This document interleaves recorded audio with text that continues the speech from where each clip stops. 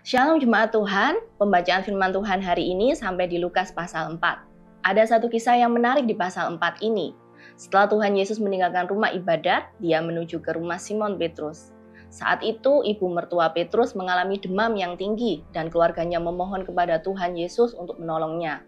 Dalam ayat 38 ditulis bahwa ibu mertua Petrus mengalami demam keras.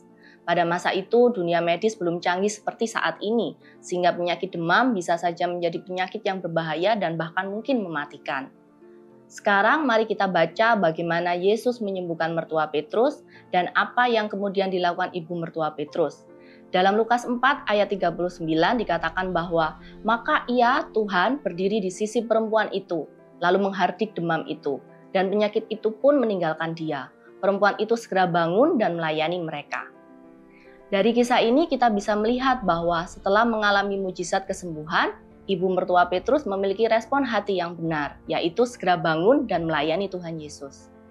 Jemaat yang terkasih di dalam Tuhan, saat Tuhan menolong kita, Tuhan pasti punya tujuan yang tidak berhenti hanya pada diri kita sendiri, tapi Tuhan mau kita menjadi berkat dan memuliakan nama Tuhan. Jadi, janganlah kita hanya fokus pada minta pertolongan Tuhan bagi diri kita saja, tapi yang lebih penting adalah apa yang akan kita lakukan setelah kita menerima pertolongan Tuhan.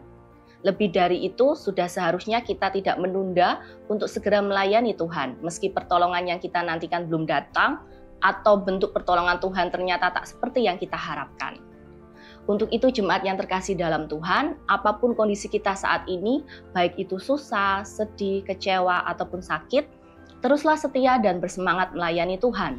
Karena melayani Tuhan Yesus Kristus adalah salah satu cara untuk menunjukkan rasa syukur kita kepadanya yang telah setia, mengasihi, dan memelihara kita. Tuhan Yesus memberkati.